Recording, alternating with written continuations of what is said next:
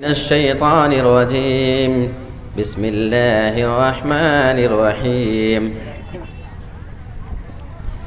क़ाल rabbi फ़अंज़िरनी इला यौमि युबअसून क़ाल फ़इन्नक मिनल मुनज़रीन इला यौमिल वक़्तिल मअलूम क़ाल rabbi बिमा अग़वैतनी लउज़य्यिनन्न लहुम फ़िल अर्ज़ि वलउग़वियन्नहुम अजमईन इल्ला इबादक मिनहुमुल मुख़लसीन रब्बि इश्रह ली सदरी वयस्सिर ली अमरी वहलुल उक़दतम मिन लिसानी यफ़क़हू क़ौली अल्लाहुम्मा रब्बि ज़िदनी इल्मा आमीन।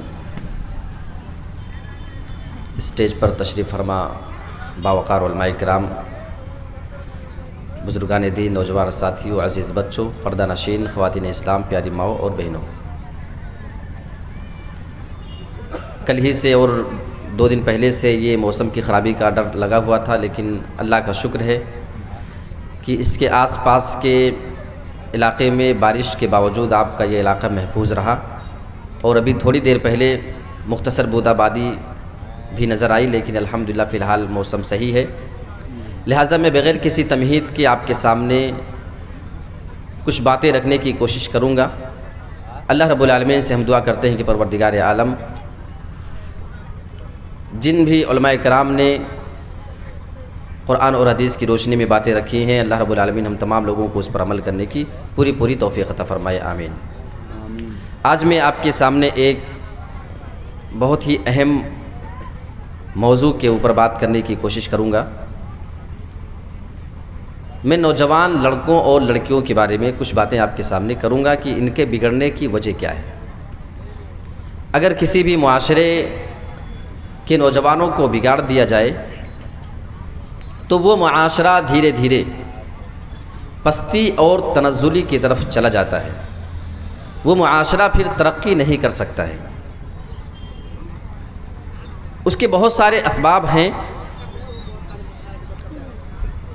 उनमें से हम कुछ असबाब को देखने की कोशिश करेंगे और उसका हल क्या है, हम नौजवानों को कैसे बचा सकते हैं उससे, ये भी इंशाअल्लाह देखने की कोशिश करेंगे। सबसे अहम और जो पहली बात मैं आपके सामने रखना चाहूँगा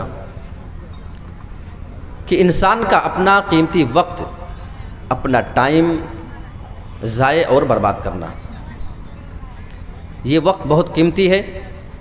इंसान को जो वक्त दिया गया है उस वक्त को इंसान कैसे इस्तेमाल करे और हर आदमी अपनी ज़िंदगी को बामकसद बनाए, इस काम की हर आदमी को कोशिश करनी है। अल्लाह रब्बुल आलमीन ने कुरान मजीद के अंदर बाकायदा इंसान की ज़िंदगी का मकसद बताया है, वमा खलक़तुल जिन्ना वल इंसा इल्ला लियअबुदून। तो इंसान का फजूल के काम में अपने वक्त को बर्बाद करना, ये उसकी बिगाड़ का एक बहुत अहम सबब है। दूसरी बात अगर मैं आपके सामने बात करूं तो हर आदमी के हाथ में या हर आदमी की जेब में वो चीज़ मौजूद है, वो है मोबाइल। मोबाइल का फितना ये एक ऐसा फितना है, यकीन माने जितना बर्बाद आज नौजवान को इस मोबाइल ने किया है, शायद ही बहुत कम चीज़ इंसान को बर्बाद करने में उतना शामिल है। आज हमारे घरों के छोटे छोटे बच्चे मोबाइल के आदी हैं। अगर उन्हें सुबह सवेरे उठ करके मोबाइल ना दिया जाए, 2 साल 4 साल 3 साल के बच्चे होते हैं, तो एक अलग सा माहौल घर में नज़र आता है। हम मजबूर हो जाते हैं कि बच्चे को भाई मोबाइल दे दो, तभी हम जा करके अपनी जान इससे छुड़ा पाएंगे। इसमें हमारी माँओं और बहनों को भी गौर करना चाहिए। ये आपका मामूली मासूम सा बच्चा जब सुबह उठता है, वो अपनी माँ के पास जाता है, अपने बाप के पास जाता है, परेशान करता है, शरारतें करता है, बच्चा तो करेगा। माएँ उस बच्चे से अपना जान छुड़ाने के लिए और छुटकारा पाने के लिए उसके हाथ में मोबाइल थमा देती हैं। कोई गेम लोड है उसको लगा के दे दिया, या यूट्यूब से या फेसबुक से या कहीं से कोई वीडियो वगैरह उसको दे दिया, अपना बच्चा देख रहा है। 2-2 साल के बच्चे मोबाइल चला रहे हैं। ये मोबाइल का गलत इस्तेमाल जो आप अपने बच्चे को जिसकी आदत डाल चुकी हो, यकीन माने इतना ख़तरनाक इसका नुकसान है कि अभी थोड़े दिन पहले मेरे सामने से एक वीडियो सोशल मीडिया पर गुजरी। एक 8, 10, 12 साल का बच्चा है, मोबाइल की आदत और लत उसको लगी हुई है, लेकिन माँ का उस मोबाइल पे फ़ोन आ गया और थोड़ी देर हाल वगैरह में बैठ करके फ़ोन से बात कर रही। CCTV कैमरा घर में लगा हुआ था। माँ बात कर रही है, बेटा बार बार परेशान है कि मोबाइल हमको कब मिलेगा। बात लंबी होती जा रही है, बच्चे का सब्र जो है ना ये लबरेज हो चुका, सब्र नहीं कर पा रहा, कब मोबाइल मिलेगी, बहुत ताख़ीर हो रही है। घर में जाता है, क्रिकेट खेलने का एक बैट रखा हुआ था, वो बैट लाता है और अपनी माँ से मोबाइल छीनने के लिए मांग रहा है, दे तो नहीं रही थी, पीछे से इतना ज़ोर से उसके सर पे वो बल्ला मारता है बैट कि माँ उसी टाइम पे बेहोश होकर ज़मीन पे गिर पड़ी। बेटे ने जल्दी से जाके मोबाइल उठाया, बेड पे जाके बैठा और फिर से उसको जो देखना था, जो करना था, गेम खेलना था, जो भी करना था, बच्चा अपना मशगूल हो गया। उसकी प्यारी माँ उसके सामने तड़प रही है और बेहोश पड़ी है, लेकिन उस बच्चे को उसकी फ़िक्र नहीं, ज़्यादा उसको मोबाइल की फ़िक्र है। सवाल ये पैदा होता है कि बच्चों को यहाँ तक पहुँचाया किसने है? आपको लगता है कि आपके बच्चे के लिए मोबाइल ज़्यादा नुकसानदेह नहीं है, तो मैं आपको बताना चाहता हूँ, आपका ये बच्चा अभी जो मोबाइल में गेम बैठ के खेल रहा है, आज इंसान मस्जिदों में भी मोबाइल का गलत इस्तेमाल कर रहा है, इंसान दीनी महफिल में भी बैठ करके मोबाइल का गलत इस्तेमाल कर रहा है। और हद तो जब हो गई, हमारे सामने सोशल मीडिया पर एक वीडियो वायरल होती हुई नज़र आती है। एक बेचारा हज या उम्रा करने के लिए एक आदमी गया हुआ है, हजरे अस्वद के सामने बैठा है, वो मुबारक जगह जिसको देखने के लिए हमारी आंखें पूरी ज़िंदगी तरस रही है। एक आदमी उसके पास हमेशा जाना चाहता है। हर आदमी की ये ख्वाहिश होती है कि एक बार उसकी ज़िंदगी बग़ैर उसको देखे कभी उसकी मौत ना आए। एक मर्तबा इंसान उसको देखने की भी हसरत रखता है। ये तो खुशनसीब आदमी था, हजर अस्वद की थोड़ी दूरी पे बैठा हुआ आदमी। लेकिन मैं आपको बताऊं कि मोबाइल का फितना उस आदमी को वहाँ पे भी गुनाह से बचने ना दिया। हजर अस्वद की थोड़ी सी दूरी पे बैठा हुआ आदमी और एक दूसरा आदमी उसकी वीडियो पीछे से बना रहा था। वो आदमी अपने जेब से मोबाइल फ़ोन निकाल करके उसमें लूडो का गेम खेलना शुरू कर देता है। मेरे प्यारे साथियों, इंसान की आदत इतनी ज़्यादा ख़तरनाक होती है कि उसको चाहे फिर हरम हो, चाहे फिर वो हजर अस्वद के सामने क्यों ना हो, उसको उस गुनाह से वो बचने नहीं देता है। कुछ 4-5 हाजी टीम बनाकर बैठे, हरम का मामला है, वहाँ पे बेचारे वो एहराम भी बांधे, 4-5 दोस्त वहाँ पे बैठ करके ताश के पत्ते निकाल करके वहाँ पे ताश खेल करके अपना टाइम पास कर रहे हैं। मेरे प्यारे साथियों, ये आपके पास जो मामूली आदतें दुनिया में हुआ करती हैं, इसका नुकसान इतना ज़्यादा ख़तरनाक हो सकता है कि आप से फिर हरम में भी वो गुनाह न छूटेंगे। आप खाने काबा में बैठे होंगे, आप हजर अस्वद के सामने होंगे, लेकिन आप इस गुनाह को कर गुजरेंगे। और तीसरी अहम चीज़, इंसान को बिगाड़ने में एक अहम चीज़ जो उसकी ज़िंदगी में है, वो ये कि इंसान अपने आप को बहुत ही ज़्यादा फ्री रखा हुआ है। हर आदमी को अपने आप को इतना ज़्यादा बिज़ी कर लेना चाहिए, इतना ज़्यादा मशगूल कर लेना चाहिए कि आपके पास फालतू काम के लिए वक्त ही ना बचे। अच्छा, अब इसमें 2 किस्म की चीज़ें हम आपके सामने बयान करेंगे। एक तो ये है कि नौजवान अगर ख़ुद वो बड़े हैं तो अपने आप को या तो किसी दीनी काम में जोड़ लें या किसी दुनियावी काम में, जो खेल कूद की चीज़ें हैं उसमें अपने आप को जोड़ें। फिर नमाज रोज़े से और दीनी कामों से अपने आप को जोड़ करके रखें, फालतू काम के लिए उनके पास वक्त ना बचे। एक काम तो इंसान ये कर सकता है। लेकिन अगर आपका बच्चा छोटा है तो हमारे घर के माँ बाप की जिम्मेदारी ये बनती है, गार्जियन हजरात की ये जिम्मेदारी बनती है कि बच्चे को या तो दुनियावी खेल कूद में आप उसको लगा दें, बच्चा खेले थके खेलता रहे। जब उसके पास किसी चीज़ का वक्त नहीं होगा, एक टाइम आएगा थक हार करके बच्चा आएगा और जल्दी से सो जाएगा। और आप उसको दीनी काम में जोड़ करके रखें। बच्चे को आप कलमा सिखाएं, बच्चे को आप सोने की दुआ सिखाएं, उठने की दुआ, जागने की दुआ और क़ज़ाए हाजत की दुआ, लेटरिन्स में जाने और आने की दुआएं, ये हर चीज़ सिखाने की बंदे को, ये बच्चे को जो जिम्मेदारी बनती है, ये माँ बाप की जिम्मेदारी है। अच्छा, अगर इंसान अपने आप को फ्री रखेगा, अगर अपने आप को ज़्यादा बिजी ना रखा तो इसका नुकसान क्या होगा? शैतान उसके पास आता है, दीन के मामले में उसके जहन में शुकूक व शुबहात डालता है, अल्लाह के बारे में, कभी रसूल के बारे में, अलग अलग तरीके की इंसान के जहन में वो बातें डालने वाला शैतान हुआ करता है। और इब्लीस ने इसका वादा तो अल्लाह रब्बुल आलमीन से उसी टाइम पे ले लिया था जब अल्लाह रब्बुल आलमीन उसको जन्नत से निकाल रहा था। क़ाल रब्बि फ़अंज़िरनी इला यौमि युबअसून। इब्लीस अल्लाह रब्बुल आलमीन से कह रहा है, ऐ मेरे रब, तू मुझे क़यामत तक के लिए मोहलत दे दे। क़ाल फ़इन्नका मिनल मुनज़रीन। जब इब्लीस ने अल्लाह से मोहलत मांगी तो अल्लाह रब्बुल आलमीन जवाब देता है, जा मैंने तुझे मोहलत दे दिया, तुम मुझसे क़यामत तक के लिए मोहलत मांगता है, इला यौमिल वक्तिल मालूम, जा मैं तुझे क़यामत तक के लिए मोहलत दे रहा हूँ, जा मैंने तुझे मोहलत दे दिया, रुख्सत दे दिया। अब इब्लीस की बात सुनो, वो अपने रब के सामने कितनी जुर्अत भरे अंदाज में बातें कर रहा है। क़ाल रब्बि बिमा अग़वैतनी। इब्लीस अल्लाह के सामने ये बातें कर रहा है, ऐ मेरे रब, तूने मुझे गुमराह कर दिया है, तूने मुझे रादे दरगाह कर दिया है, मैं जो जहन्नमी बनाऊँ, मैं जो जहन्नम में हमेशा का जाने का मुस्तहिक बन रहा हूँ, मैं जो जन्नत से निकाला जा रहा हूँ, इसका जिम्मेदार तू है। अग़वैतनी, ऐ मेरे रब, तूने मुझे गुमराह कर दिया है। अल्लाह के लिए इतनी ख़तरनाक बातें करने वाला ये इब्लीस है मेरे प्यारे साथियों। और आज हम उसी इब्लीस और उसके चेलों की बातों में लगे हुए हैं। क्या हमारे रब को इस बात से भी नाराज़गी नहीं होती होगी? हमें गाली देने वाला, हमारे ऊपर इतना बड़ा इल्ज़ाम लगाने वाला, आज तुम उसकी बातें मान रहे हो। सोचो हमारा रब हमसे कितना नाराज़ है। आगे उसका वादा तो देखो, लउज़य्यिनन्ना लहुम फिल अर्ज़ि, जब मैं ज़मीन के अंदर जाऊंगा मैं तेरे बंदों के लिए गुनाहों को मुज़य्यन कर दूंगा। मैं इनके सामने दुनिया में जाने के बाद गुनाहों को बना सवार करके पेश कर दूंगा, गुनाहों की डिज़ाइनिंग करके उनके सामने पेश करूंगा। अच्छा, ये मुज़य्यन करना, डिज़ाइनिंग करना क्या होता है, ज़रा इसको समझ लें आप।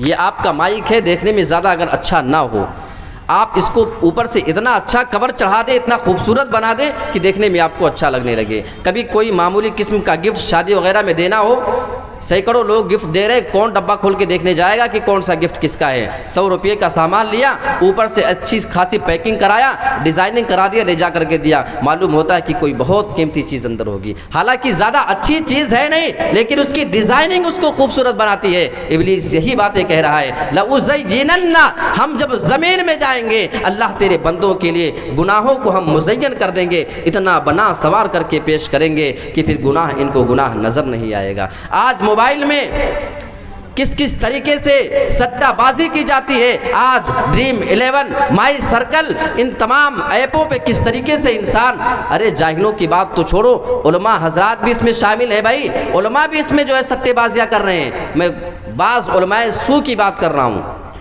जो अल्लाह और उसके रसूल की नाफरमानी कर रहे हैं। इस मामले में कान खोल करके सुने, सूद हराम है। अस्सलामु अलैकुम रहमतुल्लाह।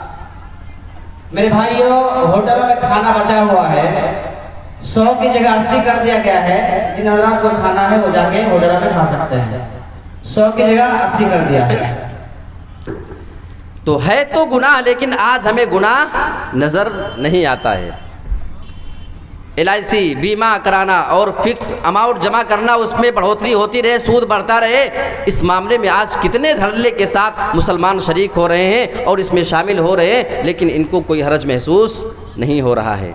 आज शराब अलग अलग नामों से अलग अलग शक्लों में बेची जा रही है, लोग पी रहे हैं, लेकिन उसको गुनाह तसव्वुर नहीं कर रहे हैं। इब्लीस ने कहा था लउज़य्यिनन्ना लहुम फिल अर्ज़। और एक गुनाह बताऊं,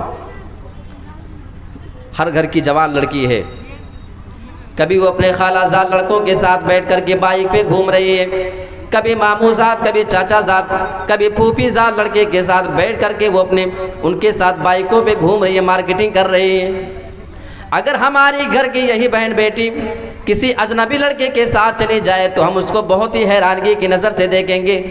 कितना गिरा हुआ घराना है, कितना ज़्यादा बेइज्जत घराना की दूसरे नौजवान लड़कों के साथ उसको भेज रहे हैं।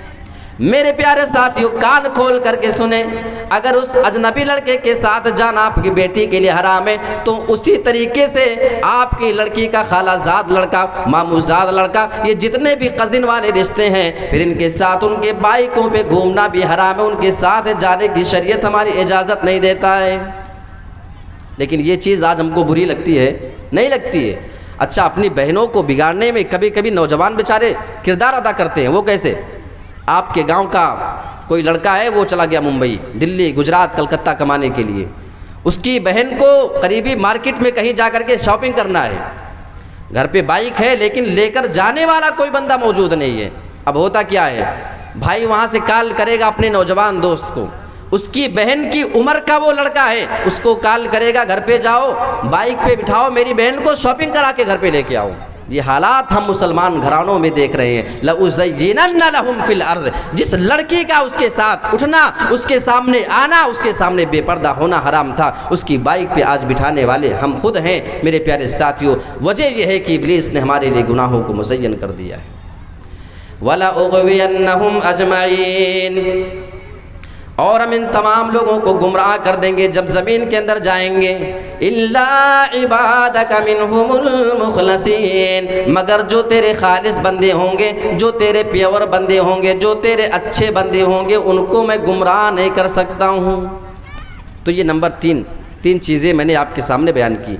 और चौथी चीज़, ये बहुत अहम है नौजवानों के लिए, चाहे वो फिर लड़के हों और चाहे फिर वो लड़कियाँ अपने आप को इसमें भी वो शामिल मान लें। गलत दोस्तों का इंतखाब, और अगर लड़की है तो उनके लिए गलत सहेली का इंतखाब करना, गलत दोस्तों के साथ रहना, ये बहुत बड़ा किरदार अदा करता है इंसान के बिगड़ने के लिए। और इसकी दलील मैं आपको हदीस के हवाले से देता हूँ। अबू दाऊद के अल्फाज हैं, अल्लाह के नबी जनाब मोहम्मद रसूलुल्लाह इरशाद फरमाते हैं, अर्रजुलु अला दीनि खलीलिही फलयंजुर अहदुकुम मन युखालिल, आदमी अपने दोस्त के दीन पे कायम होता है, यानी उसका दोस्त जैसा जैसा अमल करता है वैसा अमल वो आदमी भी करने की कोशिश किया करता है। फलयंजुर अहदुकुम मन युखालिल, लिहाजा अगर तुम्हें किसी से भी दोस्ती करना हो, किसी आदमी को तुम्हें अपना दोस्त बनाना हो, किसी को अपना यार बनाना हो, तो उस आदमी के बारे में अच्छी तरीके से गौर कर लेना चाहिए। ये दीन में कैसा है, ये दुनियावी मामलात में कैसा है, अखलाक और किरदार में कैसा है, ये बातचीत में कैसा है। मेरे प्यारे साथियों, हमें उसके ऊपर गौर और फिक्र करने के बाद उससे दोस्ती करना चाहिए। गलत दोस्तों का नुकसान कितना ख़तरनाक है, सही बुखारी सही मुस्लिम के अल्फाज हमें बताते हैं। अल्लाह के नबी के प्यारे चचा अबू तालिब का मामला मैं आपके सामने रखता हूँ। ये वो चचा हैं जो अल्लाह के नबी जनाब मोहम्मद रसूलुल्लाह से बहुत ही ज़्यादा मोहब्बत किया करते थे। जब तक वो जिंदा थे, मक्का के दुश्मनों को ये हिम्मत नहीं हुआ करती थी कि मोहम्मद रसूलुल्लाह को तकलीफ़ आकर के पहुँचा सके। कोई मामला हुआ, अबू तालिब अपने भतीजों को आप समझा लीजिए, लेकिन अबू तालिब जब तक जिंदा थे काफिरों को खुल करके मुखालिफत करने की हिम्मत नहीं हो रही थी। मेरे प्यारे साथियों, लेकिन ये प्यारा चचा ईमान की दौलत से महरूम है, ईमान की लज्जत से महरूम है, इंतकाल का टाइम करीब है। अल्लाह के नबी जनाब मोहम्मद रसूल अपने चचा के पास जाकर के बैठते हैं, आप उन्हें कलमे की तलकीन कर रहे हैं, या अम्मी, ऐ मेरे प्यारे चचा, ला इलाहा इल्लल्लाह, आप अपनी ज़बान से ला इलाहा इल्लल्लाह पढ़ दीजिए। कलिमतन अशहदु लका बिहा इंदल्लाह, ये एक कलमा आप अपनी ज़बान से अगर अदा कर देते हैं तो मैं अल्लाह रब्बुल आलमीन के यहाँ आपके लिए सिफारिश कर लूँगा, आपके लिए गवाही दे दूँगा मैं। ये वो नबी है जिसकी दावत से बड़े बड़े काफिर, बड़े बड़े सख्त दिल लोग, बड़े बड़े जानी दुश्मन आपकी बातों को सुनने के बाद आपकी बातें मान लिया करते थे। आपकी बातों में अल्लाह रब्बुल आलमीन ने ऐसी तासीर देकर रखी थी, आपके तमाम लहजे में, आपके अंदाज में अल्लाह रब्बुल आलमीन ने कशिश रखी थी। और ये डर मक्का के काफिरों को भी था। इसी वजह से ज़माने इस्लाम के शुरुआत में जब लोग दूर दूर से हज और उम्रे के लिए आया करते थे, जब हज के लिए लोग आया करते थे तो मक्का के काफिर बाकायदा ये प्लानिंग किया करते थे कि सारे के सारे लोग तमाम आने वाले हाजियों के पास जाएंगे और हम बताएंगे देखो एक मोहम्मद नाम का आदमी है, तुम उसकी बात को नहीं सुनना, वो जो बात तुम्हें बताएगा उसकी बात नहीं सुनना। क्योंकि लोग ये डरा करते थे अगर कोई मोहम्मद रसूलुल्लाह का पैगाम सुन लेगा, उनकी ज़बान से अगर वो दावत इस्लाम सुन लेगा तो उसको इस्लाम लाने का ज़्यादा चांस होता है। लोग जा करके बताते थे कि देखो इस्लाम नहीं लाना, एक आदमी मोहम्मद नाम का है। मेरे प्यारे साथियों, ये वो नबी हैं जिनके बारे में अल्लाह रब्बुल आलमीन कुरान में बयान करता है वदाइयन इलल्लाह, ऐ मेरे नबी हमने तो आपको अल्लाह रब्बुल आलमीन की तरफ दावत देने वाला बना करके भेजा है, आप अल्लाह रब्बुल आलमीन की तरफ दावत देने वाले बना करके भेजे गए। ये सारा मामला ठीक है। आप बार बार अपने प्यारे चचा को इस्लाम लाने के लिए बार बार दावत दे रहे थे, आपकी दावत में असर भी हुआ करता था, आपकी अल्फाज में मिठास भी हुआ करते थे, और वो तो रिश्तेदारी था, वो तो खूनी मामला भी था। उम्मीद इस बात की जा सकती थी कि वो ईमान ले आते, लेकिन वहाँ पे आपके दो बुरे दोस्त मौजूद थे अबू तालिब के। एक का नाम है अबू जहल और दूसरे का नाम है अब्दुल्ला बिन अबू उमैया।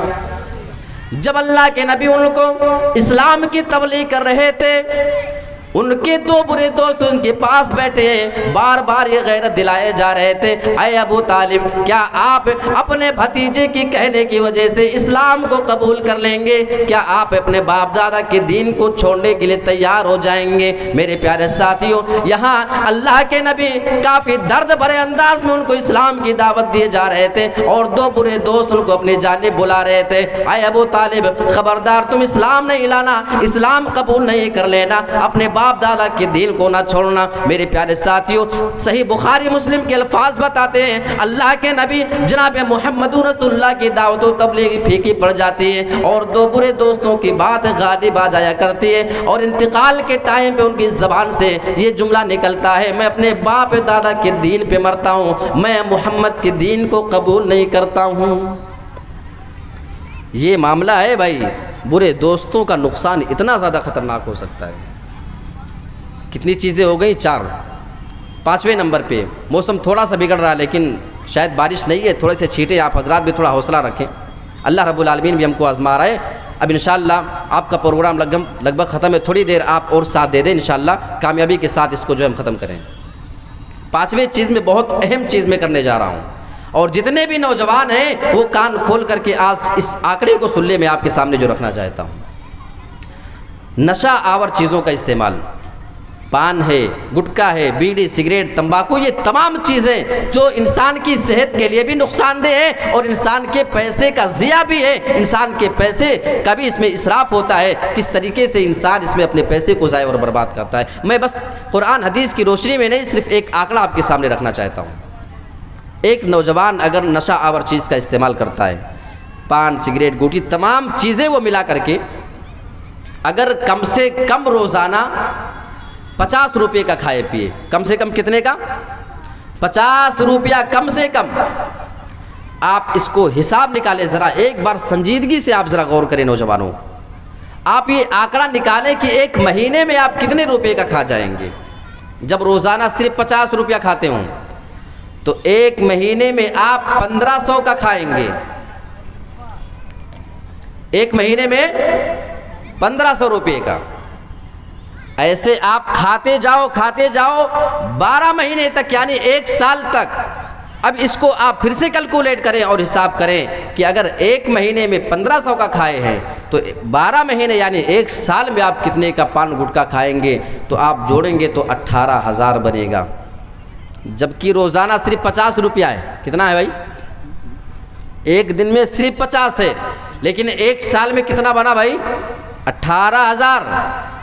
अब 1 साल खा के तो बंद नहीं कर देते ना। अगर आप ऐसे 5 साल खाते रहे, 5 साल में आप 90,000 रुपये का पान गुटखा सिगरेट खा और पी करके उड़ा देंगे। कितने का? 90,000। अपना अकाउंट चेक करो, हाँ 9,000 भी अकाउंट में शायद ना हो, लेकिन आपने 5 साल में 90,000 का पान गुटखा सिगरेट बीड़ी, ये नशा आवर चीज़ पी खा करके उड़ाया है। ये आंकड़ा कब है? जब रोज़ाना सिर्फ 50 रुपया हो, 1 रुपया भी आगे ना बढ़े। अगर आगे बढ़ गया तो हिसाब और बढ़ जाएगा। अब कुछ लोग तो है ना, खाते रहते हैं पूरी ज़िंदगी, तो 10 साल में आप कितना खा लेंगे? आप 90 से उसको फिर गुणा कर ले, 1,80,000 रुपया। कितना? 1,80,000 रुपया 10 साल में।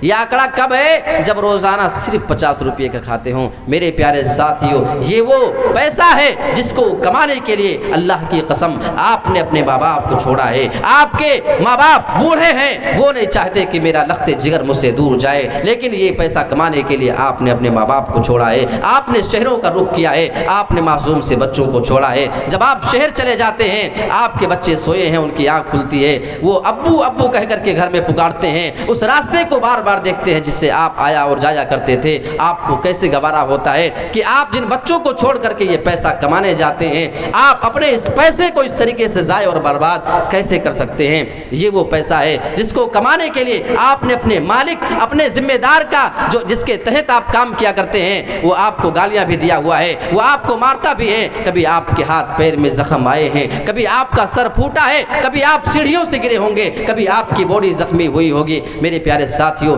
ये वो पैसा है जिसको कमाने के लिए आपने बहुत सारे जतन किए हैं, आपने बहुत सारी परेशानियां बर्दाश्त की हैं। इसलिए नहीं कि गुटखा खा के ज़मीन पे थूक दे, इसलिए नहीं कि सिगरेट और बीड़ी की शक्ल में आप धुआं में उड़ा दे। ज़रूरत इस बात की है कि आप उसको अपने सेव करने की ज़रूरत है। आज मुसलमानों को ज़रूरत है कि वो बैंक बैलेंस भी रखें। आज मुसलमानों को ज़रूरत है कि माली एतबार से भी ज़रूरत अपने आप को ज़रूरत के लिए इस्तेमाल करें और बाकी चीज़ें बचा करके रखें। ये हालात का तकाज़ा है। आज फजूल खर्ची जो हम मुसलमानों में पाई जा रही है, लाखों लाख रुपये फजूल चीज़ों में ज़ाय और बर्बाद करना, इस मामले में हमें और आपको गौर करने की ज़रूरत है।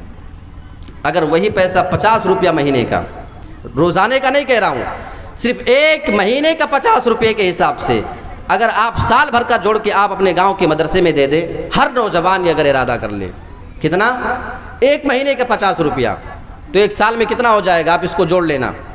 अगर आप हर साल अपने गांव के मदरसे में अल्लाह की कसम ये ताउन कर दिया करें, एक महीने के एतबार से सिर्फ 50 रुपया जोड़ करके, आप देखना आपके गांव का मदरसा खुशहाल होगा। आपके गांव में पढ़ाने वाले मुदर्रिसीन की तनख्वाहें भी बढ़ जाएंगी। आपको रोना नहीं रोना पड़ेगा कि आज के उलमा बेचारे ये गुर्बत के शिकार हैं। आज आपको रोना नहीं पड़ेगा कि हमारे यहाँ अच्छे उलमा नहीं मिलते हैं। मेरे प्यारे साथियों, जैसे आपकी ज़रूरत होती है वैसे हर आलिम की भी ज़रूरत हुआ करती है। ये महंगाई का ज़माना अगर आपके लिए है तो खुदा की कसम ये उन उलमा के लिए भी है जो आपके गाँव में पढ़ाया करते हैं, जो आपके गाँव के मिंबरों मेहराब को संभालने वाले ये अइम्मे कराम हैं। कदर करो इनकी। इनके भी बच्चे हुआ करते हैं, इनके बच्चों के भी अरमान हुआ करते हैं। ज़रूरत इस बात की है कि नौजवान इस मामले में आगे उठें, अपने एक्स्ट्रा खर्चे को निकाल करके आप सपोर्ट करने की कोशिश करें, तब हम जा करके अपने गांव के मदरसे को भी तरक्की तक पहुंचा सकते हैं। आइए और आगे बढ़ते हैं।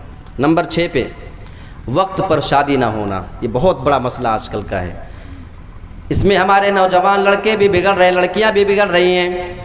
आपका इलाका फिर भी इस मामले में ठीक है, मैं जानता हूँ अच्छी तरीके से, लेकिन बहुत सारे इलाकों में देखा जाता है कि नौजवान लड़के 25 और 28 साल की उम्र को पहुँच चुके हैं, अभी तक उनकी शादी का कोई इंतज़ाम नहीं है। आज बहुत सारी लड़कियां ऐसी हैं जो जवान हो चुकी हैं, उनकी उम्र शादी को हो चुकी है, लेकिन उनकी शादी का कोई इंतज़ाम नहीं हो पा रहा है।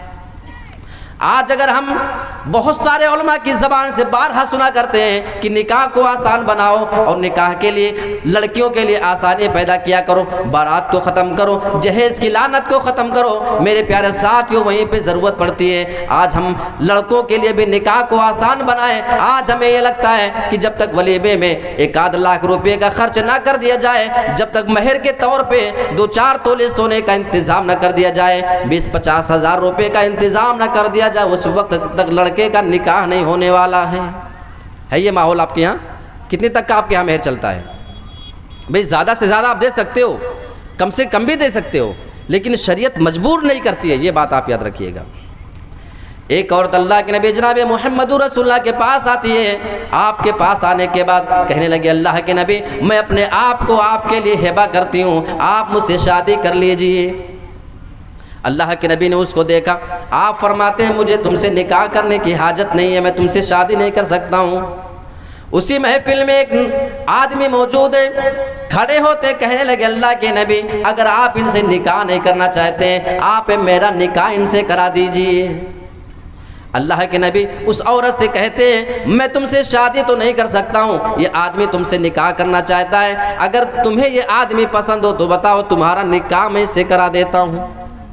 कहने लगे अल्लाह के नबी, आई तो आप ही के लिए थी, लेकिन अगर आप ये निकाह नहीं करना चाहते हैं तो कोई बात नहीं, आप इसी आदमी से मेरा निकाह करा दीजिए। अल्लाह के नबी उस आदमी से सवाल कर रहे हैं, अगर निकाह में औरतों के लिए आसानी है, हम अगर लड़कियों के लिए निकाह में आसानी करें तो आज हमें लड़कों के बारे में भी खबर लेने की ज़रूरत है। बेचारे नौजवान इस वजह से उनकी शादियां नहीं हो पा रही हैं क्योंकि महर में देने के लिए उनके पास ज़्यादा रकम मौजूद नहीं है। इस वजह से उनके निकाह में देरी होते चली जा रही है क्योंकि उनके पास वलीमे के लिए लाखों रुपए के खर्चे का इंतज़ाम भी नहीं है।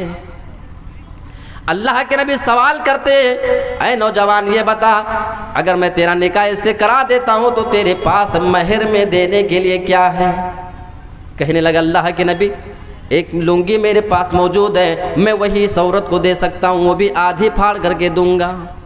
अल्लाह के नबी बयान फरमाते, फिर ना तुम्हारे काम की न इसके काम की बचेगी।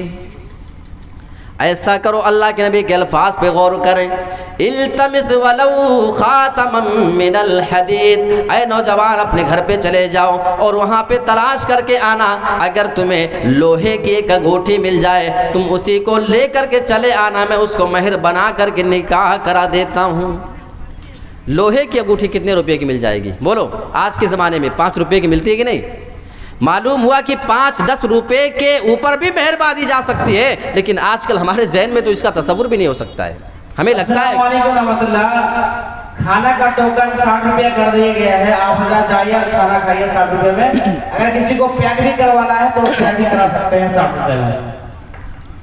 तो आज हमें क्या लगता है कि जब तक महर में लंबी चौड़ी रकम ना मुतय्यन की जाए, जब तक नौजवान का निकाह नहीं होगा। अल्लाह के नबी उसको हुक्म देते हैं, लोहे की अंगूठी मिले तो लेकर के आओ। वो आदमी अपने घर में जाता है, तलाश करता है, थोड़ी देर के बाद मायूस होकर के आता है। उस नौजवान का चेहरा उतरा हुआ था। अल्लाह के नबी सवाल करते हैं, नौजवान क्या बात है? आने के बाद कहने लगा, अल्लाह के नबी मैं अपने घर में तलाश करके आ चुका हूँ, मुझे अपने घर में तो लोहे की अंगूठी महर में देने के लिए ना मिल सकी। थोड़ी देर के बाद वो नौजवान उस महफिल से जाना चाह रहा था। अल्लाह के नबी जनाब मोहम्मद रसूलुल्लाह सल्लल्लाहु अलैहि वसल्लम की नज़र पड़ जाती है। आप उस नौजवान को अपने पास बुलाते हैं, ऐ नौजवान क्या बात है, तुम कहाँ चले जा रहे हो? कहने लगा अल्लाह के नबी, जब मैं महर में देने के लिए मेरे पास कोई चीज़ नहीं तो फिर मेरा निकाह कैसे हो सकता, मैं वापस चला जा रहा हूँ। अल्लाह के नबी उस नौजवान को अपने पास बुलाते हैं और आप उसके लिए रास्ता निकाल रहे हैं। आज ऐसे गार्जियन को, ऐसे माँ बाप को इस हदीस के ऊपर भी गौर करने की ज़रूरत पड़ती है। हम अपने बच्चों की शादियाँ 2-2, 4-4 साल तक इसलिए ताख़ीर से किया करते हैं कि अभी तुम्हारे पास शादी का अच्छा इंतज़ाम नहीं हो सका है। मेरे प्यारे साथियों, अल्लाह के नबी अगर चाहते उस आदमी को थोड़ी देर के लिए मोहलत दे देते, 2-4 दिन की मोहलत दे देते, 1 हफ्ते 1 महीने की मोहलत दे सकते थे कि जाओ थोड़ा सा कमा लेना, उसके बाद महर हो जाए तो मेरे पास चले आना, मैं तुम्हारा निकाह से करा दूंगा। लेकिन अल्लाह के नबी इंसान के नफ्सियात को समझा करते थे। अल्लाह के नबी समझ चुके थे इस नौजवान को अभी शादी की ज़रूरत है, ये अभी शादी करने का ख्वाहिशमंद है, इसे शादी की ज़रूरत अभी है, मैं इसकी शादी को ताख़ीर नहीं कर सकता हूँ। अगर मैं इसे 1 हफ्ते की मोहलत दे देता हूँ, बाद में इसको निकाह के लिए बुलाता हूँ, अगर इस पीरियड में, इस मुद्दत में अगर ये नौजवान अपनी ख्वाहिश को पूरा करने के लिए अगर गलत तरीके से कहीं अपने जिस्म का इस्तेमाल कर लेता है तो फिर इसका जिम्मेदार कौन बनेगा? ये डर आपको था। आप नौजवान को अपने पास बुलाते हैं, इधर आओ। अल्लाह के नबी सवाल करते हैं, ऐ नौजवान ज़रा ये बता, तुझे कुरान कितना याद है? कुरान की बात को सुना, अब दिल में इत्मीनान आता है। कहने लगा अल्लाह के नबी मुझे फ़ला फ़ला सूरतें याद हैं। कुछ सूरतों के नाम उस नौजवान ने गिनाए। अल्लाह के नबी बयान फरमाते हैं, क्या ये सूरतें तुम्हें मुहज़बानी याद हैं या नहीं? कहने लगा हाँ अल्लाह के नबी मुहज़बानी याद है। अल्लाह के नबी ये सारा मामला पूछ चुके और वो औरत खड़ी खड़ी वहीं पे सारे मामले को भी देख रही थी। अल्लाह के नबी उस औरत से सवाल करते हैं, ऐ औरत, ऐ मेरी प्यारी बहन, इस आदमी का मामला तू देख चुकी है, अपनी आंखों से देख रही है। इस नौजवान के पास महर में देने के लिए लोहे की अंगूठी तक मौजूद नहीं। ये बड़ा गरीब आदमी है, सारी हालत तू जान चुकी है। अब ये बता, अगर मैं इस आदमी से तेरा निकाह करा देता हूँ और कुरान की उन्हीं सूरतों को महर बना देता हूँ जो इसको नौजवान को मुँह ज़बानी याद है, और ये निकाह के बाद तुझे वो सूरतें मुँह ज़बानी याद करा दे, तो क्या इस निकाह को तू कबूल करती है या नहीं? कहने लगे, ऐ अल्लाह के नबी, जिस निकाह में कुरान की सूरतें महर बन जाए, उससे ज़्यादा बाबरकत और पाकीज़ा निकाह फिर किसका हो सकता है? आज हमें गौर करना चाहिए। नौजवान लड़कों की शादियाँ ताख़ीर से अगर हो रही हैं तो बहुत सारा मसला उसमें खर्च का भी होता है, महर का भी होता है। पता ये चला कि अगर नौजवान शादी करने की ताकत रखता है, हाँ, 2 शर्तें अल्लाह के नबी ने ज़रूर बताई हैं। सही मुस्लिम और किताबुन निकाह का चैप्टर हमें बताता है, या माशर शबाबी मन इस्तताअ मिनकुमुल बाअत फल्यतज़व्वज, ऐ नौजवानों की जमात, तुम में से जो शादी करने की ताकत रखता हो तो उसे शादी कर लेना चाहिए। यहाँ अल्लाह के नबी लफ्ज़ बाआ का जिक्र कर रहे हैं, और लफ्ज़ बाआ में 2 चीज़ें आती हैं। एक तो इंसान जिस्मानी तौर पे इतना ताकतवर हो कि अपनी बीवी का हक अदा कर सकता हो, और दूसरा इंसान इतना कमा लेता हो कि अपनी बीवी का पेट पाल सके, उसको 2 वक्त खाने खिलाने की ताकत रखता हो। फल्यतज़व्वज, किसी तीसरी चीज़ की ज़रूरत नहीं पड़ती, उस आदमी को शादी कर लेना चाहिए। अच्छा, इससे फ़ायदा क्या होगा? 2 फ़ायदा अल्लाह के नबी बयान फरमा रहे, फ़इन्नहु अग़ज़्ज़ु लिलबसरी व अहसनु लिलफ़र्ज, ऐसा करने से इंसान की नज़र की भी हिफाजत होती है और इंसान की शर्मगाह की भी हिफाजत हो जाया करती है। अगर नौजवान चाहते हैं कि वो अपनी ज़िंदगी को खुशगवार बनाए तो वक्त पे उनको निकाह कर लेना चाहिए। ये अल्लाह के नबी सल्लल्लाहु अलैहि वसल्लम की तालीम है। नौजवानों के बिगड़ने की एक और बड़ी वजह, 6 चीज़ें हो गई, 7वीं चीज़ शर्मगाह का गलत इस्तेमाल। कितने नौजवान हैं जो धड़ल्ले के साथ अपनी शर्मगाह का गलत इस्तेमाल कर रहे हैं। ऐसे नौजवानों को अल्लाह के नबी सल्लल्लाहु अलैहि वसल्लम की इस हदीस से नसीहत हासिल करना चाहिए। हदीस है मुस्नद अहमद की। एक आदमी अल्लाह के नबी के पास आता है, आने के बाद कहने लगा, अल्लाह के नबी, मुझे ज़िना करने की ख्वाहिश हो रही है, मैं ज़िना करना चाहता हूँ। ईज़न ली बिज़्ज़िना, अल्लाह के नबी आप मुझे ज़िना करने की इजाज़त दे दीजिए, मैं किसी औरत से ज़िना करना चाहता हूँ। सहाबा उस आदमी पे पिल पड़े, उसको डांटा फटकारा, कैसी बात है अल्लाह के नबी के सामने कर रहे हो? अल्लाह के नबी उस नौजवान को अपने पास बुलाते हैं, आप उससे सवाल करते हैं, ऐ नौजवान मेरे पास आओ, क्या बात है? नौजवान आने के बाद कहने लगा, ऐ अल्लाह के नबी, मुझे ज़िना करने की ख्वाहिश हो रही है, आप मुझे ज़िना करने की इजाज़त दे दीजिए। अब अल्लाह के नबी, ठीक है मैं तुम्हें ज़िना की इजाज़त बाद में दूंगा, पहले तुम मेरे कुछ सवालों का जवाब दे करके चले जाओ। अल्लाह के नबी उस आदमी से सवाल कर रहे हैं, और ये सवाल हर नौजवान से पूछा जाएगा। हर नौजवान इस बात को, इस जिम्मेदारी को महसूस करे। अल्लाह के नबी सवाल करते हैं, अतुहिब्बुहु लि उम्मिक, ऐ नौजवान, मैं तुझे अगर किसी औरत के साथ ज़िना करने की इजाज़त दे दूं, पहले ये बता कि क्या कोई आदमी अगर तेरी माँ के साथ ज़िना करे तो क्या ये बात तुम्हें पसंद आएगी? कहने लगा, अल्लाह के नबी बिल्कुल नहीं, कोई मेरी माँ के साथ ज़िना करे ये मुझे पसंद नहीं। अतुहिब्बुहु लिइब्नतिक, अगर कोई तुम्हारी बेटी के साथ ज़िना करे क्या ये बात तुम्हें पसंद आएगी? कहने लगा, अल्लाह के नबी बिल्कुल नहीं। अतुहिब्बुहु लिउख्तिक, तेरी बहन के साथ कोई ज़िना करे क्या ये बात तुझे पसंद आएगी? कहने लगा, अल्लाह के नबी बिल्कुल नहीं। आप सवाल बढ़ाते जा रहे हैं, अतुहिब्बुहु लिअम्मतिक, अगर कोई तुम्हारी फूफी के साथ ज़िना करे क्या ये बात फिर तुम्हें पसंद आएगी? कहने लगा, अल्लाह के नबी नहीं। आखिरी सवाल सुने, अतुहिब्बुहु लिखालतिक, अगर कोई तुम्हारी खाला के साथ ज़िना करे क्या ये बात तुम्हें फिर पसंद आएगी? नौजवान जवाब देता है, ला वल्लाही, अल्लाह के नबी बिल्कुल नहीं, अल्लाह की कसम मुझे ये बात पसंद नहीं है कि कोई मेरी माँ, बहन, बेटी किसी फूफी के साथ, मेरी खाला के साथ कोई ज़िना करे, मुझे ये बात बिल्कुल पसंद ना आएगी। अल्लाह के नबी जवाब देते, अगर मैं तुम्हें ज़िना की इजाज़त दे देता हूँ और तुम किसी भी औरत के साथ, किसी भी लड़की के साथ अगर ज़िना करोगे, तुम जिसके साथ ज़िना करोगे वो भी किसी की रिश्तेदार होगी, किसी की माँ, किसी की बहन बेटी, किसी की फूफी, किसी की खाला हो सकती है, फिर उस आदमी को ये बात पसंद कैसे आएगी? फ़वज़अ यदहु अलैहि, अल्लाह के नबी जनाब मुहम्मदुर रसूलुल्लाह सल्लल्लाहु अलैहि वसल्लम ने अपने हाथ मुबारक को उस आदमी के सीने पे रखा और आप उसके लिए दुआ करते हैं, अल्लाहुम्मा मग़फ़िर ज़म्बा, अल्लाह तो इस आदमी के गुनाह को माफ़ फरमा दे। अगर इस नौजवान ने इससे पहले कभी कोई काम गलत कर लिया तो इसके गुनाह को तू माफ़ कर देना। वहस्सिन फ़रजहु, और इसकी शर्मगाह की तू हिफाजत कर ले। वतहिर क़ल्बा, और अल्लाह रब्बुल आलमीन तो इस आदमी के दिल को पाक और साफ़ कर दे, इस आदमी के दिल में कभी ये गलत ख्याल ना आए।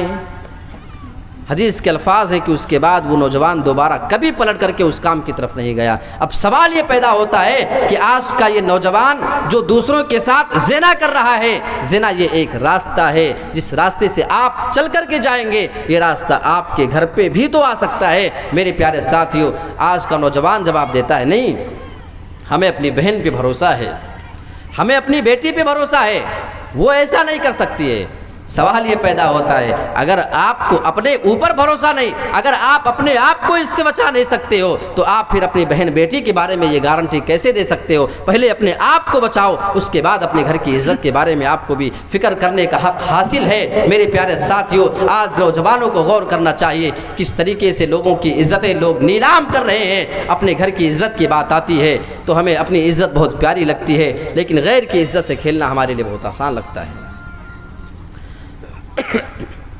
अच्छा, बिगाड़ के असबाब की अगर बात करें तो हमारी बहनों के लिए ख़ास पैगाम, ये बेहयाई का जो दौर है, लड़के और लड़कों का एक साथ एक जगह तालीम हासिल करना, उनके साथ उठना और बैठना, बेहयाई के साथ निकलना, एक टेबल पर एक बेंच पर बैठ करके इल्म हासिल करना, ये बहुत बड़ा मामला।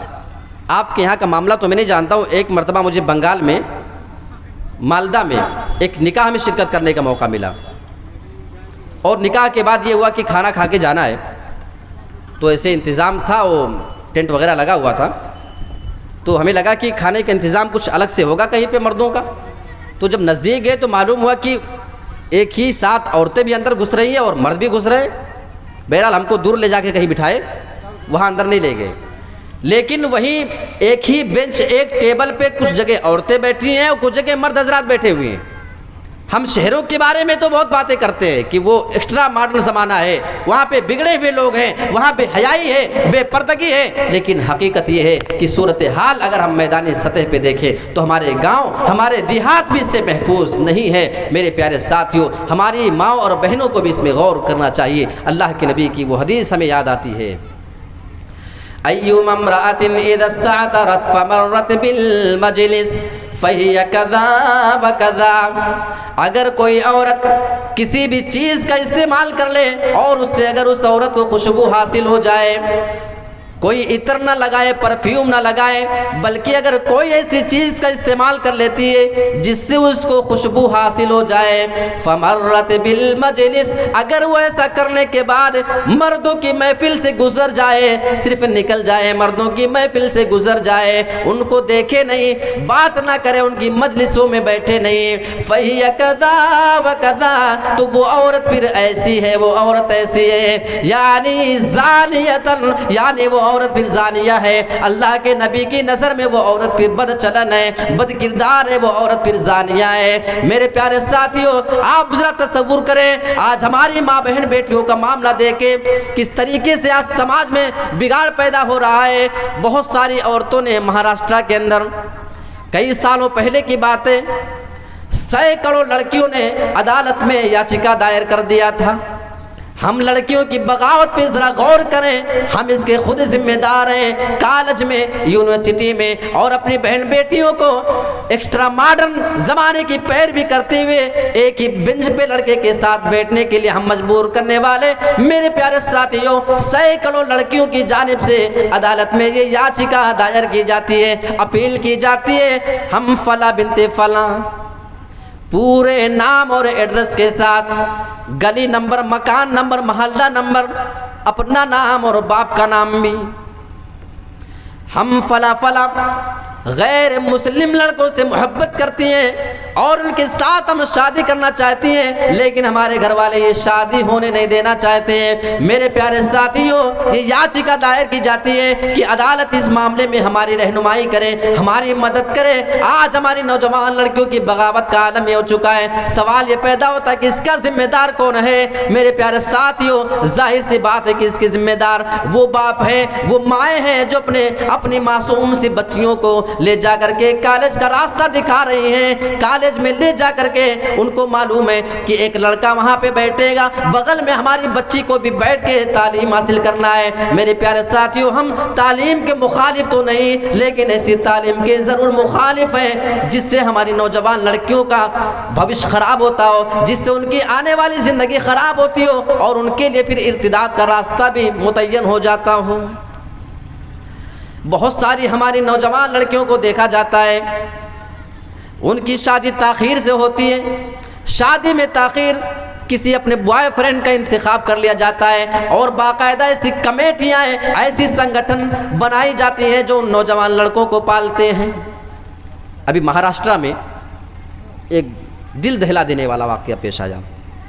4-5 महीने पहले की बात है। एक वाक़या ये पेश आया कि एक लड़की एक लड़के से मोहब्बत करती है और उसके साथ वो फरार हो जाती है और अपने घर वालों के साथ ढोंग क्या करती है कि मुझे किडनैप कर लिया गया है, मुझे कुछ गुंडे उठा कर लेकर गए। लेकिन हकीकत बाद में मालूम हुआ कि वो लड़की अपने आप को खुद से उठवाई थी। पूरी स्टोरी उसने बनाया था, पूरा रील उसने बनाया था और इस तरीके से वो नमाजी लड़की, वो पाबंद लड़की, सौम व सलात की पाबंद, कुरान की तिलावत करने वाली लड़की अपने आप को किस तरीके से इस्लाम से दूर कर लेती है और इर्तिदाद का रास्ता इख्तियार कर लेती है। उसकी जो पेशानी कभी रब के सामने झुका करती थी, अब वो कहीं और झुका करते हैं। जिस ज़बान से उसके कुरान और हदीस की बातें निकला करती थी, कुरान की तिलावत की आवाज़ आया करती थी, आज उस लड़की की ज़बान से सदाएं कुछ और आती होंगी। मेरे प्यारे साथियों, वो लड़की कॉलेज की पढ़ने वाली थी। उसके बाद पढ़ने के बाद कॉलेज में पढ़ा रही थी, एक गैर मुस्लिम लड़की से दोस्ती उसकी थी, उसके साथ पढ़ाती थी। गलत दोस्तों का इंतखाब इंसान को कहाँ से कहाँ लेकर के जाता है। उसी लड़की के साथ वो बैठ करके मिल करके प्लान करती है, उसी के घर पे जाती है, अपने आप को गुंडों से अरेस्ट करवाती है, उठवाती है और उसके बाद फिर ढोंग धतूरे की जाती है। उसके बाद जब सीसीटीवी कैमरे का जब सहारा लिया जाता है तो पूरी बात सामने आई, हाजिर किया गया तो खुशी खुशी लड़की आती है। लेकिन हाँ, जो लड़की कभी हिजाब में निकला करती थी, कभी उसके सर से दुपट्टा नहीं निकला करता था जब वो बाहर जाया करती थी, आज वो लिबास अलग पहने है, उसके पेशानी पे उसके मांग में सिंदूर है, हाथ में धागा बंधा हुआ है और गले में मंगलसूत्र है और अपने इस्लाम का जनाजा निकाल कर, कुफ्र को खरीद कर, वो दुनियावी ज़िंदगी को खरीद कर, अपनी आखिरत को बेच कर अल्लाह रब्बुल आलमीन के दिए हुए ईमान का सौदा करने के बाद वो अपने आप को कुफ्र में डाल रही है। मेरे प्यारे साथियों, आज हमारी नौजवान लड़कियों की बगावत के असबाब में से एक सबब यह है कि हम अपनी बच्चियों का ख्याल बचपन से नहीं करते। तो ये एक वजह हो गई। अगर हम अपनी बच्चियों के बारे में गौर करें, एक गुजरात का वाक़या मैं आपको सुनाऊं। माएँ जो खुद बेचारी नमाजी हैं, खुद दीन की पाबंद हैं, उनकी बच्ची किसी कॉलेज में पढ़ रही है। घर पे एक नौजवान लड़का आता है, उस माँ के सामने आकर के सवाल करता है कि आपकी बेटी कहाँ है। उसकी बेटी भी 18-20 साल की उम्र की, लड़का भी आसपास उसी उम्र का। वो आने के बाद उसके घर में धड़ल्ले से घुसता है, सवाल करता है आपकी बेटी से मुलाकात करने आया हूँ, स्कूल का दोस्त हूँ, कुछ ज़रूरी काम है। मेरे प्यारे साथियों, उस माँ का ये किरदार था कि उस लड़के को डांट करके भगाए, अपनी बच्ची को वहाँ पे बुलाती, ये तुम्हारा कैसा दोस्त है, तुम इससे क्या मिलना चाहती हो और इसको तुमसे तन्हाई में मिलने की क्या ज़रूरत है। मेरे प्यारे साथियों, ज़रूरत इस बात की थी, लेकिन अल्लाह की कसम वो औरत अपनी बच्ची को बुलाकर डांटने के बजाय, उसको समझाने के बजाय, उस बेटे को हाल में बैठी हुई उस बेटी को रहनुमाई करती है कि तुम्हें अगर मेरे बेटी से मुलाकात करना है, वो अंदर के बेडरूम में मौजूद है, तुम वहाँ पे जा करके उससे मुलाकात कर सकते हो। नौजवान गया, थोड़ी देर के बाद मुलाकात करने के बाद फिर वापस चला जाया करता है। आज हम अपनी ज़िंदगी के बारे में गौर करें, हम अपनी नौजवान बेटियों को कहाँ से कहाँ लेकर के चले जा रहे हैं। एक रिपोर्ट अभी मैंने पढ़ी थी, पड़ोस के मुल्क का मामला है कि सोशल मीडिया से कुछ सालों में एक दूसरे से ताल्लुक़ कायम करके अपने जिस्म को हवस का शिकार बनाने वाली लड़कियों की तादाद कई सैकड़ों की तादाद में है, कई सौ की तादाद में लड़कियां बेचारी फेसबुक के ज़रिए, इंस्टाग्राम के ज़रिए, किसी और ऐप के ज़रिए लड़कों से रब्ता करती हैं, ताल्लुक़ करती हैं और लड़कों के मोहब्बत के झांसे में आकर के अपने जिस्म का जो है उन्होंने सौदा किया। बाकायदा तस्वीर लड़कों ने खींची, चुपके चुपके कुछ वीडियो बना लिया साइड से और वो वीडियो उनको पर्सनल भेज दिया। अब उस वीडियो को भेजकर बार बार उनको ब्लैकमेल कर रहे हैं कि अगर आइंदा हमारे कहने के मुताबिक तुमने अमल नहीं किया तो हम जो है इसको सोशल मीडिया पे वायरल कर देंगे। और बहुत सारी ऐसी साइट्स पड़ी हुई हैं जिस पे ऐसे वीडियोस भी मौजूद हैं कि लड़कों ने लड़कियों को हवस का निशाना बनाया और सिर्फ उनकी तस्वीर ली, उनकी नंगी तस्वीरें ली, अपना चेहरा उसमें ढांक दिया और उसको सोशल मीडिया पे डाल दिया गया है। मेरे प्यारे साथियों, ये हमारी मासूम बहन और बेटियाँ, आज इनको बताने की ज़रूरत है। आज हमें इन्हें इस्लाम के मुताबिक उनकी ज़िंदगी को गुजारने की तालीम देने की ज़रूरत है। ऐसे बहरूपियों के बहकावे में न आए, वो उनका हमेशा के लिए फ़ायदा नहीं सोच रहे हैं, वो अपनी हवस का शिकार बनाने के लिए, अपनी ख्वाहिश को पूरा करने के लिए और उसके ज़रिए ब्लैकमेल करके ख़ुद भी इस्तेमाल कर रहे हैं। अपने बहुत से दोस्तों के साथ भी उसको ज़िना करवा रहे हैं, बार बार वही धमकी देके कि अगर हमारे कहने के मुताबिक तुमने नहीं किया तो इसको हम सोशल मीडिया पर डाल देंगे। मेरे प्यारे साथियों, ये चंद बातें मैंने आपके सामने रखने की कोशिश की और अल्लाह का शुक्र है कि मौसम ख़राब होते होते भी रह गया और बहुस्न खूबी ये प्रोग्राम इख्तिताम तक पहुँचा है। मैं आखिर में आप तमाम हजरात से ये गुजारिश करूँगा कि इस इलाके में ये आपका जो इदारा है, इस इदारे को ज़रूरत है आप अहबाब के ताउन की। जाहिर सी बात है किसी भी इदारे का कोई माँ बाप नहीं होता है, ये इदारे हमारे हैं, इसमें पढ़ने वाले बच्चे हमारे हैं, बच्चियाँ हमारी हैं। अगर यहाँ के असातिज़ा की तनख्वाहों का मेयार अच्छा होगा, हम मदरसे को अगर आगे बढ़ाएंगे तो यकीन माने असातिज़ा को भी काम करने में दिलचस्पी आएगी। आपके बच्चे को दिल से पढ़ाएंगे और आपकी बच्चियों का मुस्तकबिल संवारेंगे। याद रखिएगा, कॉलेज में पढ़ाने वाला टीचर, ये जितने भी उस्ताद हैं, ये इंसान को दुनिया की पहचान कराते हैं, लेकिन मदरसों में पढ़ाने वाले ये उलमा आपके बच्चों को, आपकी बच्चियों को रब की पहचान कराते हैं, रसूल की पहचान कराते हैं, आपके दीन की पहचान कराते हैं। आप शुक्र अदा करें जिस इलाके में आप हैं, अभी आपके यहाँ मामला महफूज है। हम यूपी वालों से पूछें हालात कितने ख़राब है, मदरसों के ऊपर किस तरीके से लोगों की नज़र गड़ी हुई है। लिहाजा एक होकर के, एकजुट होकर के आप अपने गाँव के मदरसे को अपना घर समझ करके हर वो चीज़ आप पूरी करने की कोशिश करें जिसका मुस्तहिक आपके गांव का मदरसा है। और आप इसके लिए यूँ तैयार रहें कि अगर इसके ऊपर आँच आती है तो वो गोया कि हमारे घर पे आँच आती है। हम घर की ज़रूरत में थोड़ी सी ताख़ीर तो कर सकते हैं, लेकिन ये इस्लाम के किले, ये मदरसे, अल्लाह की कसम जिस दिन ये मदरसे ना होंगे उस दिन कुरान और हदीस की तालीम देने वाले लोग आपको ना मिलेंगे, उस दिन से आपको इस्लाम की बातें बताने वाले लोग ना मिलेंगे। आपके सामने बड़े बड़े उलमा जो नज़र आते हैं पहले मकतब पढ़े हैं, हर आलिम पहले मकतब पढ़ करके निकला है। उम्मीद करें कि आपके गांव से बहुत से बच्चे हैं, बहुत सी बच्चियां हैं जो आने वाले दौर में आपके गांव को रोशन करने वाले हैं। इस उम्मीद के साथ इंशाअल्लाह मैं आपसे अपील करता हूं कि आप हजरात बढ़ चढ़ करके इसके ताउन में हिस्सा लें। अल्लाह रब्बुल आलमीन इसके तमाम ज़िम्मेदारान को, आपके तमाम गाँवानों को अजर अज़ीम अता फ़रमाए। आमीन व आखिरु दावाना अनिल हम्दुलिल्लाहि रब्बिल आलमीन। वस्सलामु अलैकुम व रहमतुल्लाहि व बरकातुहू।